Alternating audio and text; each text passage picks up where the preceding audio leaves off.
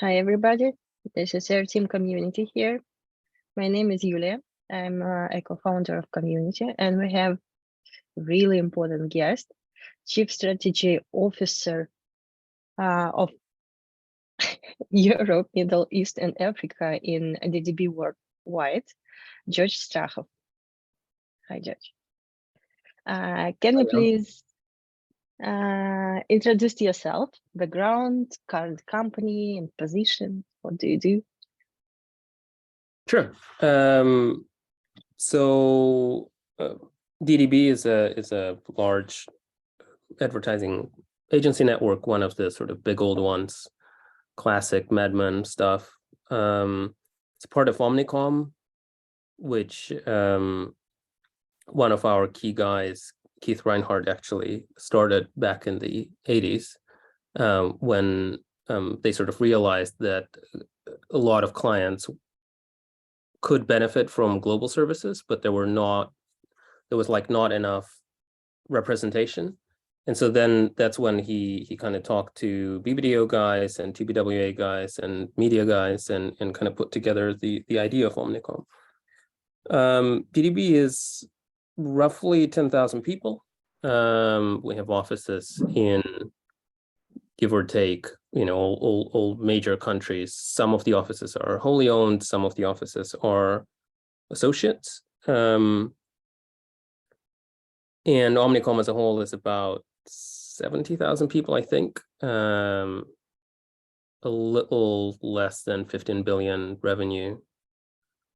DDB in itself is like 1.5 or something like that.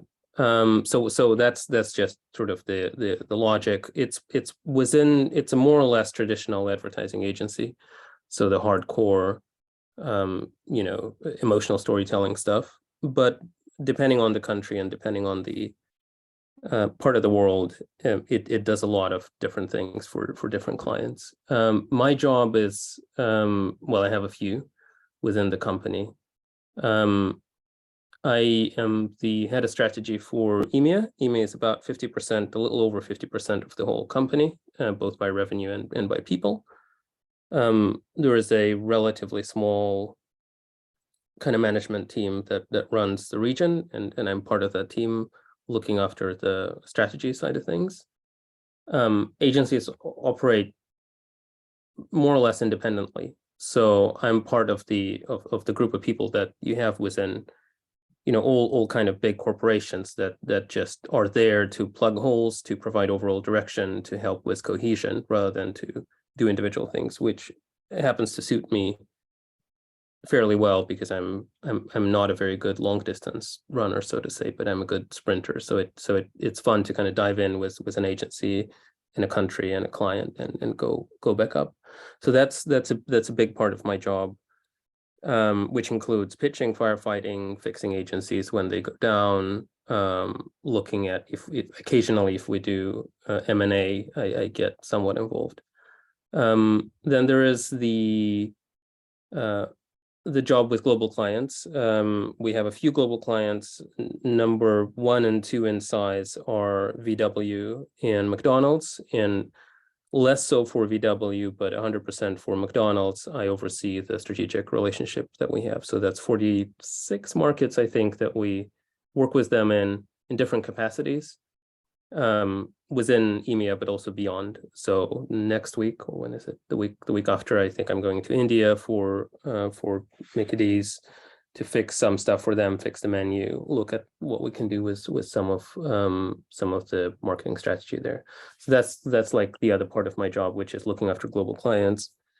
And then there's funky stuff. There's a bit of innovation that I just happen to be interested in. And so, for example, when we launched a gaming metaverse offering about 2 years ago, maybe a year and a half, that was sort of my brainchild. And then I brought some people and we organized that. Now we have that represented in about 20 markets. When we realized finally that there is benefit in having centralized intelligence across the network, so collecting case studies, collecting important sort of knowledge and producing research on this kind of stuff, I put together a team which is now operational with about 5 people across the network that look after all the knowledge management. And then there is a small group of people, of senior strategic guys and girls across different offices. It's about 10 of us now. It used to be 2 of us, but it was ridiculous because it was like, 2 guys, which was not fun. So we expanded both to have some gender and cultural variety. Now it's a little more sensible, but I kind of chair that committee together with my friend from Australia. So right now, for example, today I spent a big part of the day writing the next evolution of our global strategic tools that will be then rolled out across the agencies next year. Yeah, so that's sort of what I do within the context of a fairly large and corporate organization, but with a lot of freedom and fun along the way. Awesome. Tell us a little bit about your past experience, your way to Netherlands. You're in Amsterdam right now. Yeah, correct. I'm why based why did you choose Netherlands? How did you get there? Was it right decision? What do you think about that? Oh yeah, it's definitely the best place to live. I've been here for a little over 5 years. By far the most livable place I've ever seen, but that depends on what you're into. Obviously, it's not as vibrant as some other places, but that's not what I'm into. So the way it worked was I was with DDB for a while in different places. At some point in Hong Kong, I was looking after strategy there, and then I quit for a couple of years. We did a startup with a friend. The technology side of the startup did not go too well. It was kind of a little early, but we turned it into a fairly successful consulting, innovation technology consulting business. But then time came for us as a family to come back to Europe because climate was not suiting my wife too well, and kids got to school age, and school system in Hong Kong is weird. So for personal reasons, and there were basically 2 options: either we move this kind of boutique consulting business and I try to kickstart it in Europe, and then I looked at Berlin, which would have been the right choice, but that obviously involved a lot of hustling properly with less time for the family and security, and the third kiddo was on the way, so that sounded like not the best solution. And so I go back to DDB folks and eventually managed to engineer a deal where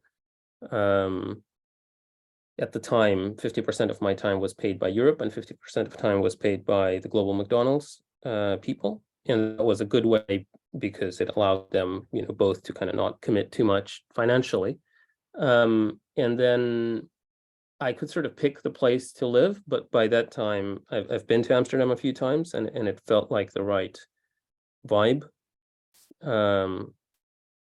Culturally a very good fit for us as a family and how we kind of like to think about stuff. I always joke that if you want to figure out if the culture is a good fit, you have to look at the extremes. And so for example, in the Netherlands, most people, or by default, you give birth at home. You only go to give birth to the hospital if there is a specific medical reason to do so. So that suits us well. And we even in Russia, we kind of gave birth at home because that felt better. And thank God it worked. And then the other end of the spectrum, death. In the Netherlands, euthanasia is legal. So obviously a couple of doctors consulted, but I think that's just humane. And this shows you the general sort of practical, pragmatic, honest, live and let live kind of attitude of the Dutch people, which happens to suit me and us much better than a lot of the other places. So I wouldn't want to live and work in the US, for example, even though there were multiple opportunities. Because it's just, look at those 2 things, life, birth and death there, and you see exactly, what's, or at least why I would not resonate with that. And what were the other criteria, except birth and death, that you were considering when choosing a new country? Oh, I don't know, quality of life, like language, like what? Because a lot of our community, like members, are looking for a new home, like new residence now. And what were your criteria when choosing a new home? As mentioned, for me, I mean, I'm in a fortunate position, right, that I can choose. I'm not taking that lightly. You know, when I first moved to Hong Kong, I was in a much less fortunate position. I was like, I would take whatever as long as I can actually work, you know, with English only and contribute, and then I'll figure it out. So Hong Kong was fairly random. It worked out fantastically, but it was random. I wanted somewhere in Asia, but unless you're a management person, which I didn't want to be because of early life unpleasant experiences that Yulia somewhat remembers of me managing people. That was no fun.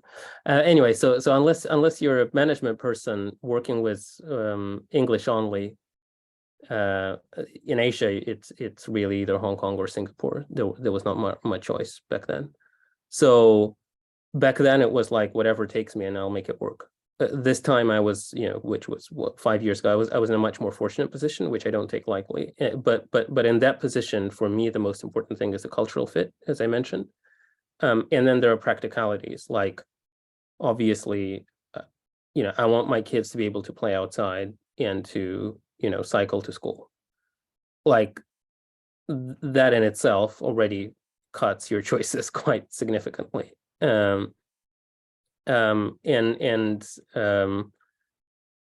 beyond that, language, I don't think it's a problem if you're working within the international context these days, as long as you find the right opportunity. My Dutch is terrible to this day, but in my situation, it doesn't matter because I work internationally for EMEA, our Dutch agency, just one of the you know, the 30, 40 agencies that I look after. So that doesn't really matter.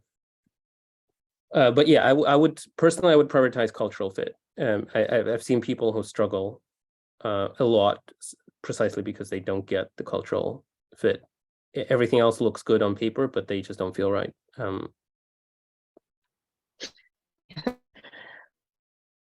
If there are trends that are important for your work or personal life, something. Sorry, I missed you for a second. I'm not sure if it's my intro Current or yours. trends. Current trends, okay. In order to productively discuss trends, I think it's important to think about time horizons. And when I say time horizons, I mean, you know, are we talking 10 days? Are we talking 10 weeks, 10 years, you know, 10 centuries? And so without really specifying the time horizon, it's difficult to discuss this productively. I can give you examples of different time horizons and what is sort of current. If you look at the short scale of, you know, a few months and maybe a couple of years, then what people really need these days, and what every client is looking for, and what I did a lot of research on recently, was recession, right, and the economy and where we are and what that means for marketing, what that means for brand building, what are the opportunities within the recession, and the rest of it. And obviously, as the inventory changes, the approaches sort of change within marketing, every new recession cycle is treated somewhat differently. Even though it's also super interesting, and that's the benefit of me being part of a larger organization. We have records of, you know, what happened during 2008. We have records of what happened, you know, during the 70s. I have a friend of mine, some of you may have heard his name, Les Binet. He's a well-published author, famously did the long and the short of it, and the rest of it he works in our London office. So he pulls out, slide decks from the, or like scanned notes from the early 80s and shows me what recessions looked like back then. So that's fascinating. But the short scale is really the money crunch and how bad it's going to go and how much people are going to be propped up. That's sort of what the clients all want to understand. If you look a little further, take a little longer on the time horizon, what people want to understand is the generational dynamics, right? So as Gen Z and further Gen Alpha sort of gain the weight of their purchasing power, everybody's trying to understand how to kind of get in with this generation. There are specialized youth agencies. I'm trying to start within DDB, what I call a Gen Z sort of intelligence center, and the rest of it, doing partnerships. But it's really an important thing for clients to understand what to do. And for example, recently I tasked the planners to do research, and they came up with a beautiful idea that the big problem with or opportunity with this generation is they experience what used to be called a curse of Cassandra. I don't know if you remember the story from ancient Greek mythology, but there was this lady called Cassandra. She was the daughter of the king of Troy, right? And she had the gift of prophecy, except she had a curse on top of that nobody believed her. And so she was like, Greeks are going to come and screw us up, and nobody believed her. And that was the curse, that the future, but nobody believes you. And that's what a lot of Gen Z feel like. They sort of know that we're screwed ecologically, financially, blah, blah, blah, but nobody listens to them. And it creates really interesting psychological dynamics of sort of half checking out, half going virtual, half going on rage quits and the rest of it. So anyway, that's a whole big area that's super important, generational dynamics. Obviously, you start looking a little further on the time horizons, and you start looking at demographics further, right? And we as a network are investing a lot in India, for example. In China, we're not so successful, right? But you start looking at geopolitical longer term horizons. Most likely early next year, I'm going to go to Angola and see if we can help with a telco there, like looking at the places where both creativity and cultural growth is kind of much more dynamic than in the traditional Western world, right?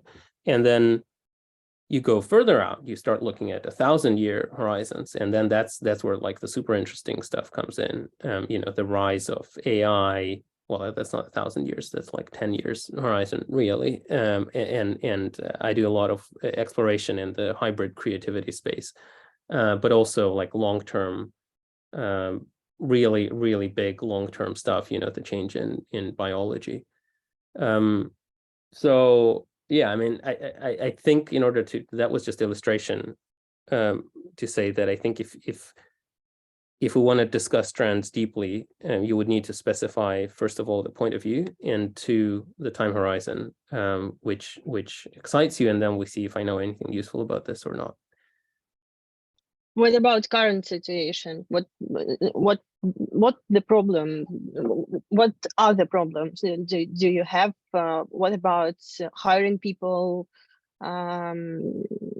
Something with a country's situation, something maybe with political trends here and now. We're obviously in a people-heavy business. So the logic of sort of all service industries, but ours somewhat more than others, is what we call a people profit chain, right? It starts with the good people, then good people create good product, good product sells, and then results in profits. The issue that I'm dealing with is mostly the generational issue. Hiring young people is actually not that difficult. Keeping young people is very difficult. A lot of my job is trying to find ways to keep young people excited about staying around. And the funny thing is, it's actually like most of the time, with some exceptions, but most of the time it's bad for them more than it's bad for us that they leave, because I mean it takes a while to really figure out anything deeply, and so it does pay dividends for if you stick around and you work through that. But there is a shortening span of tolerance and attention, and sort of which you can say is positive, because people are asking the good questions, like, why the hell am I doing this? Is this contributing anything to the world? Are we all doomed? Like, those are all good questions. There's a flip side to that, which is you actually need to stick around and to do something, almost doesn't matter what it is, but for a long enough time to see what you're really good at, and then you can go on and do whatever you want. Yeah, so in practicality, keeping good people is the toughest thing right now. But we're doing what we can. Obviously, the expectations are different, right? In a big corporate structure, you're not going to be giving out options. You're not going to be giving out, profit sharing. You're not, but you come up with other ways to motivate. So, for example, I started a thing for young strategists across EMEA. Well, now we also have folks from India, and a little bit US is starting to join, called the Circuit, where just young planners get to talk. I bring in speakers for them. And then we organized a little school trip last year. So that's something that, for example, would keep them within a large network, because nobody else can offer. But yeah, that's people. It always ends with people and starts with people for us. Do you feel the difference between countries, like back in Russia, in Hong Kong, in Netherlands, like any cultural difference? In what way? Oh, cultural, 100%. In hiring people, it's like, how do you interview people? Do you feel did you feel any problems with asking questions or taking feedback or giving feedback, something like this? I think there are two levels to this, which it's useful to distinguish between them. One level is the general cultural predispositions. For example, Hong Kong has a lot of the Chinese hardcore put your head down and work ethic, which is still on. And that's just the predisposition. That's the default. You have a lot of hierarchical logic in a lot of the Eastern cultures, which is like there are certain things that you just don't say to your superior ever. Funnily enough, that was why being a Westerner was kind of useful there and successful in some way, because the locals actually used me as a wild card and a wild dog, because I was like, whatever, I'm going to say what I want, and nobody can afford to do that in the cultural dynamics, but like foreigners get a pass. Anyway, so what I'm trying to distinguish is there are cultural things that it's important to be aware of, and it's a two-way adjustment process between whoever is hiring and whoever is trying to get hired, to try and understand each other and then find what are those unspoken beliefs that are shared or those that are different. But then there's a second layer, which is conversational dynamics, right? So, and I'd like to distinguish between cultural dynamics and conversational dynamics, because cultural dynamics are somewhat immovable, right? You have somebody who's brought up in a like super hardcore, hardworking culture, and then you have someone coming into that culture from the outside. Like, that's not going to change overnight. Conversational, I mean, you can be aware of it, but it's harder to change it. And I'm not sure you should, because cultural diversity is beautiful and wonderful. And part of my enjoyment in this job is that I get to work with Swedes who are, crazy, and I get to work with Hungarians who are crazy in a different way. And like, that's really wonderful. Everything, like conflict resolution, the articulations, the schedules, everything is different. but that's cultural dynamics. You need to be aware of them, and you need to find the common ground and work it out. Conversational dynamics is something that you can consciously adjust, both as somebody who's trying to hire and somebody who is trying to get hired. And this is where I would try and learn if you're trying to get into an international company, there are sort of rules and codes of conduct, the way you present yourself, the way you kind of talk about yourself, the way you position, that are the common denominator. And if you don't follow that, most people will it will break their pattern. They won't even be able to talk to you properly. So I think conversational dynamics, adjust; cultural dynamics, be aware of and enjoy the differences. That's sort of my distinction, if that's helpful. Okay, I'll read, thank you. I'll read the questions from the chat. How big is your team? How many nationals out there? Well, I'm in a wonderfully engineered position, which takes more and more effort to maintain, where I actually don't have any direct reports. And every time it comes up, I'm trying to find a way not to have any. Partly because that's just not the part that I happen to enjoy, dealing with people, hiring, firing, all of that jazz. And yeah, so technically, I don't have any direct reports, which is wonderful, which is the best thing in the world, if you ask me. From a larger team perspective, the sort of dotted line report into me, or I work with closely, it's a massive set. The guy who is my number 2 in the McDonald's team is a German who currently lives in Denmark. The girl who is my number 2 in the gaming thing and the For the Win thing is a Turkish girl who lives in Czech Republic. I have worked closely with a wonderful British planner in Adam and Eve on some of the international projects. And I could keep going, like pretty much everybody across Europe. In India, there are people who work with me fairly closely. There's a Russian / Latvian guy whom I managed to rescue a little bit from Russia after the beginning of the war, and he is in charge of the brain now, the thing that I mentioned, which is the internal research unit. So basically everybody. But as mentioned, I try to never assume responsibility for their technical employment, because that's a whole separate world of money, which I try not to touch. I get it. Do you work with freelancers? What kind of jobs they can have in your company? Yeah, so there is quite a lot of freelance use. Most of it, I don't know the numbers, but my guess is 80% of it is creative.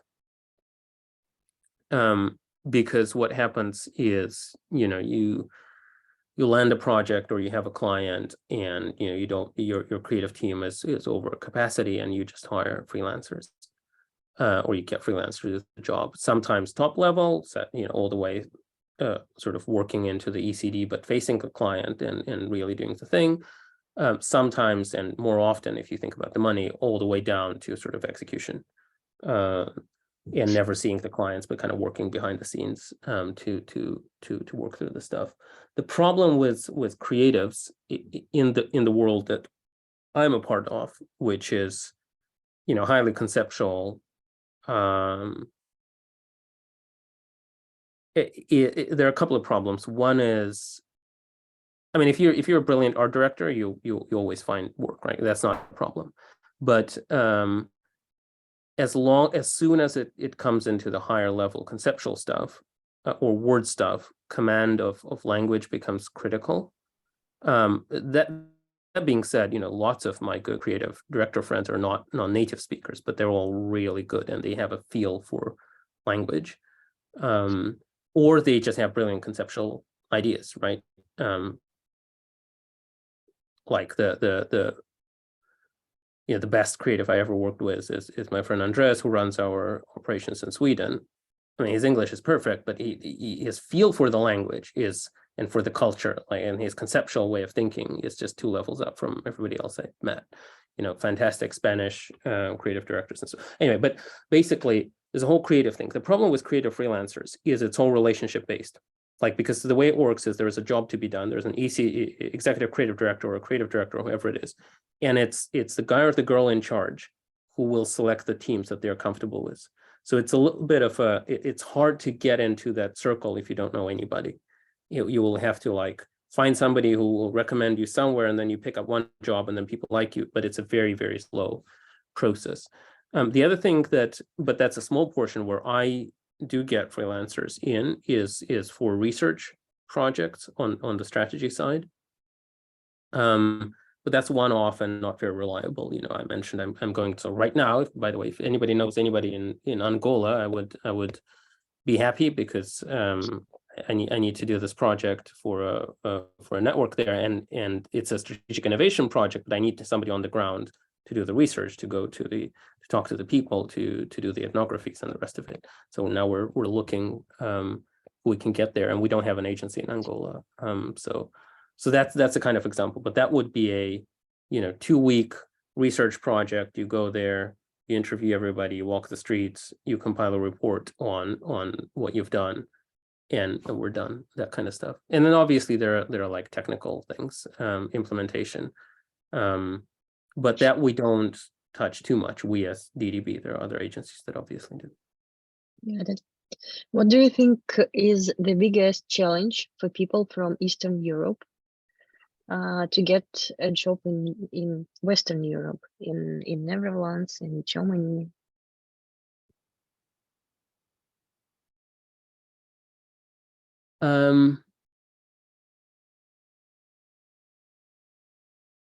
There's definitely, again, I'm going to be speaking from only about this industry that I'm now describing. Like, whatever I'm going to say does not relate at all to let's say IT or other situations. Within our industry, specifically creative industry and media as well to some degree, it's there are 2 things that are critical and that are difficult for people to get and to show that they get. One is just the cultural sensibility, and I'll speak about that in a second, because that's a little more nuanced. And 2, just the contacts and the understanding of the landscape.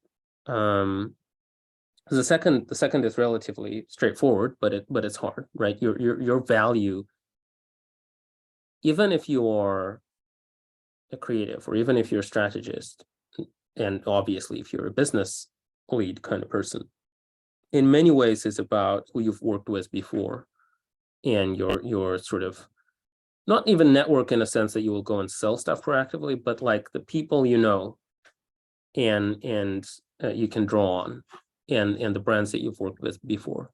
And so like people look at the CV, and if I don't recognize any of those brands, or I don't recognize any of the thing, it's hard. Like there is a assumption that means that, oh, they probably don't get it. And then this overlaps with the first thing that I mentioned, which is cultural sensibility. And it's impossible, at least I cannot put my finger on it, but what you consider funny, what you consider appropriate, what kind of cultural references you have in your head in terms of films, music, poetry, phrases. Very recently, I was trying to help a friend get hired. She's a creative from Moscow, and she's on the from the LGBTQ community. So obviously she needed to escape even more than others. And I was pushing her quite hard with our global CCO and kind of going like, okay, let's do something.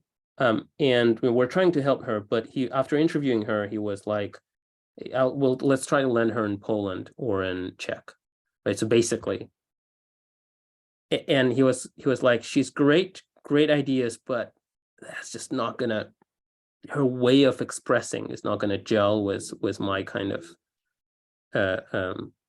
Western clients. And so it's very hard to get that. And I somehow get that, but at the same time, I never felt at home in Russia anyway. So maybe that's part of a prerequisite. I do think you can get that though, but what it takes is a lot of reading.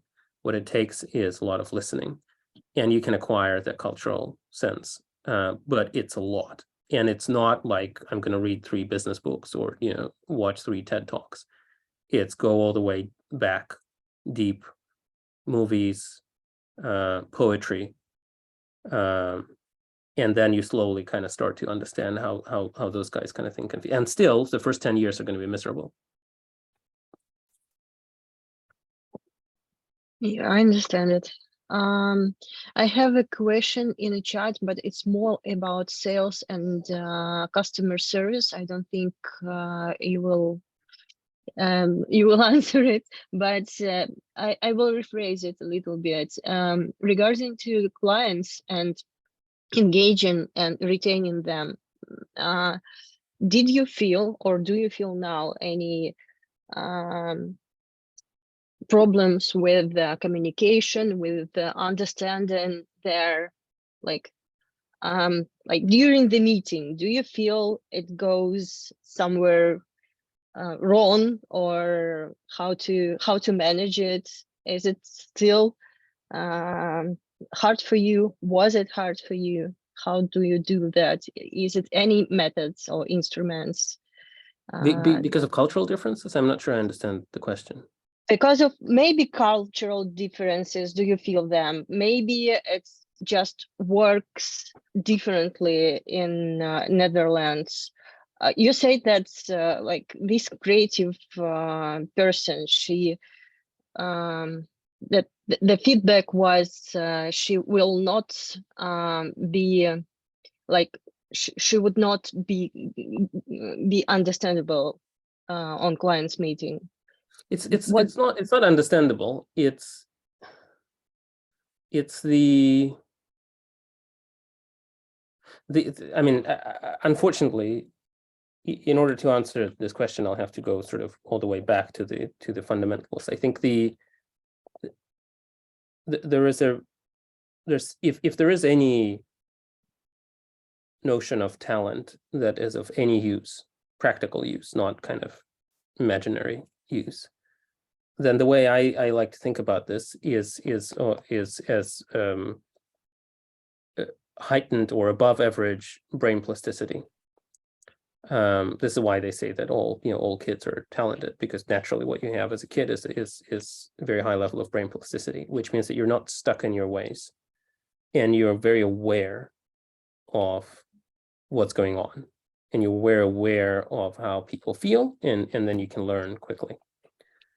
And so that's really all it takes. And people are going to be very tolerant. People are not going to be like, oh, you don't get it, therefore you don't get it. People will give you a chance. But the problem is you got to pick it up very quickly. And you got to pick up the nonverbal cues, and you got to find ways of kind of getting on the same wavelength with people. And all of that requires a high level of emotional intelligence, which, by the way, naturally I don't have, but I managed to work on it and kind of get a little better. But more importantly, a high level of plasticity, which you can train and maintain to a significant degree, or at least that's what I believe, if you just learn new stuff. So, to give you a practical example, I don't know, a couple of years ago, I was doing a big project in the Middle East with the Saudis, completely different culture. I don't know, but you land there and you find yourself in a meeting room, and you have 5 minutes to figure out how this works, right? Who is glancing at like, very quickly it became apparent, but only because I was looking, that actually the person who was supposedly the guy with the most senior title was not the decision maker. It was the junior guy was a relatively junior title, but because of the tribal dynamics and his apparent relationship with whoever it was, like you could figure out the power relationship. And then the last thing I'll say is, I would not, or at least in my experience, I would not aim to overcorrect. Like people try to present themselves a lot, people try to package, and we're just never going to be as good at packaging ourselves, or at least I know that I won't be, as people who've been trained to do that, like in the US from kindergarten, and presenting ourselves in very precise ways. But actually, that's the advantage, what I found.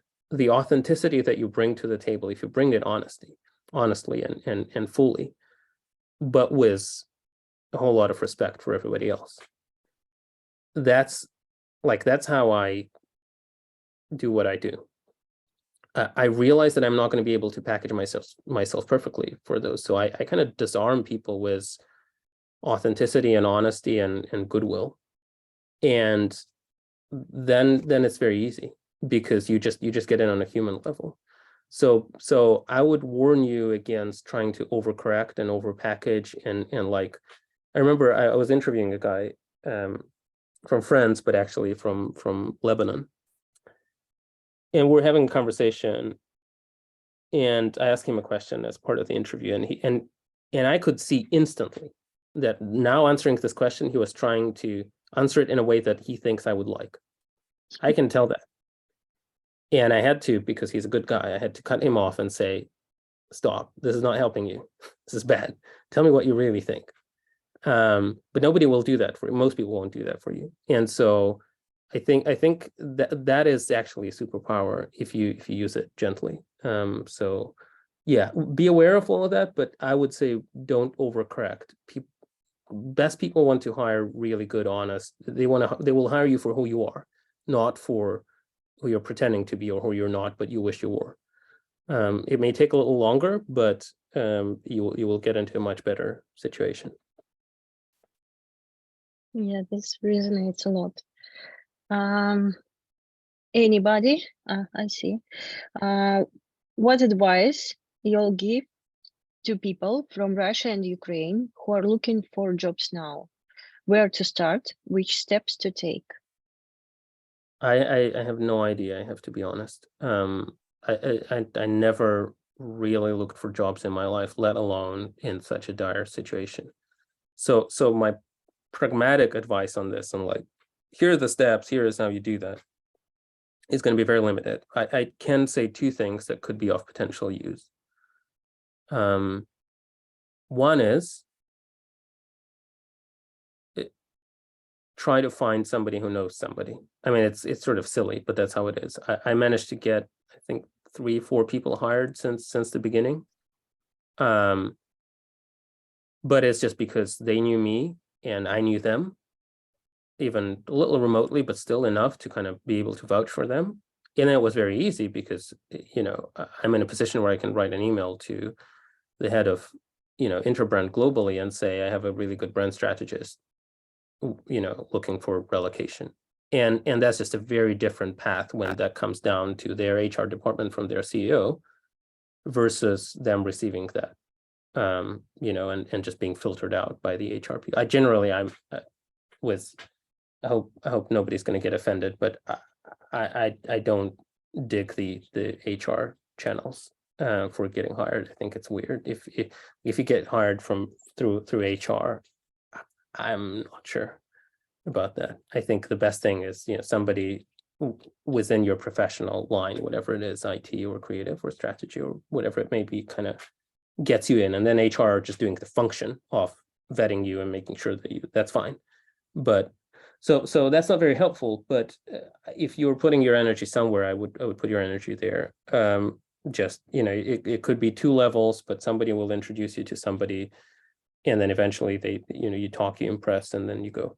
The second thing is an extension of what I already said about authenticity, but a lot of people I know put put way too much effort into trying to look proper and trying to be proper, like on the CV and the rest of it, so that they don't get filtered out.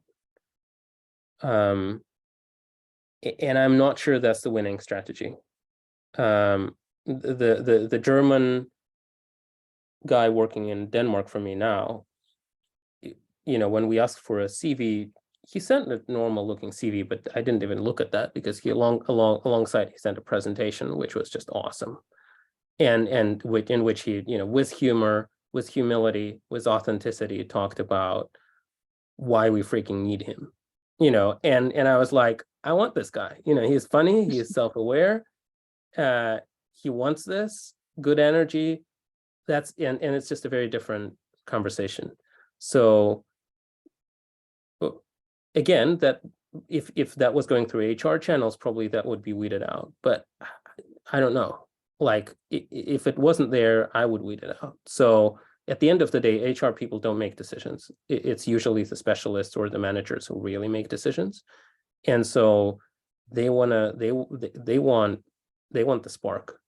So I would say, if I were you, I would put much more effort into building the spark.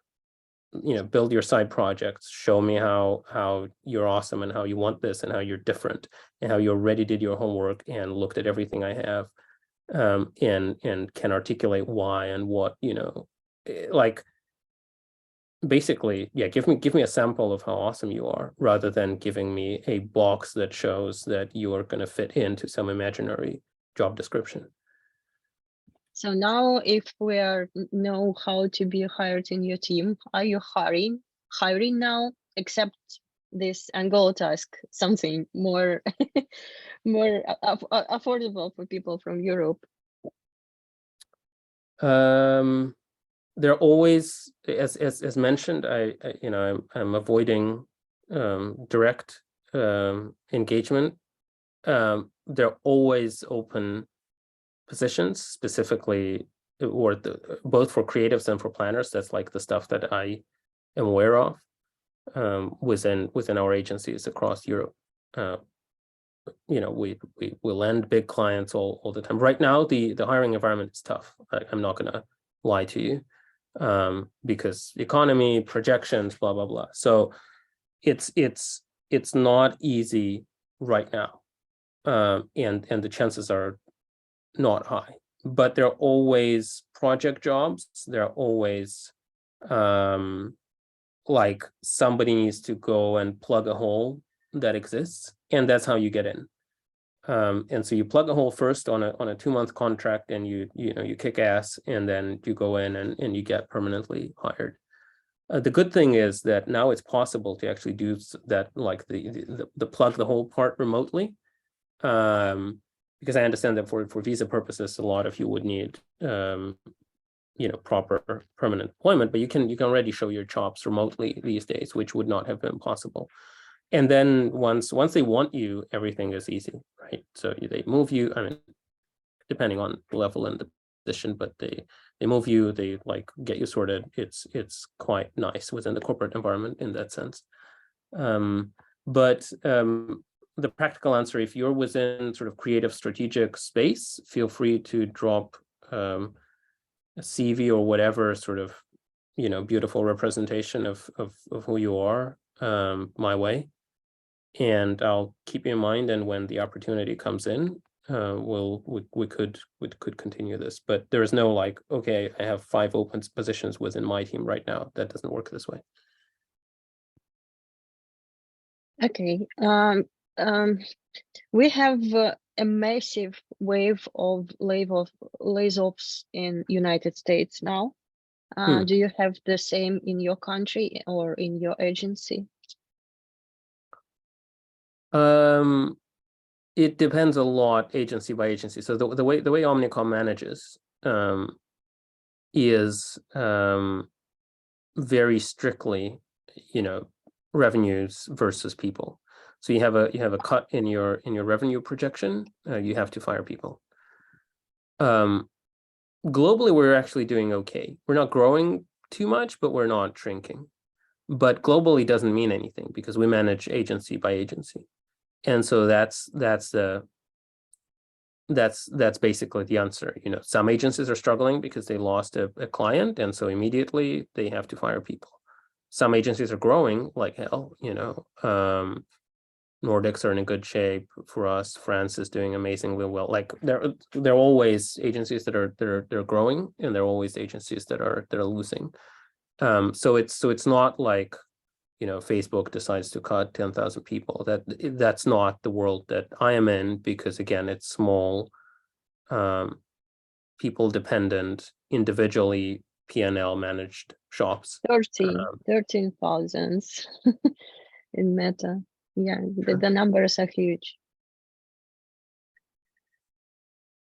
Yeah, but again, like everybody, I mean, apart from like support in the back office, everybody is client billed. So it's very, the math is, for us, is very simple. You know, we have a contract with McDonald's for, you know, 2 million. Within that, there is, you know, this person, and this person. And so the client pays for them plus the overhead. And so there's no reason to fire them. Client goes, they get fired unless there's another job for them within the agency. So we never get into a, you know, okay, massive layoff kind of situation. Yeah, got it. Thank you so much. Guys, do you have any questions? I don't see. Yeah.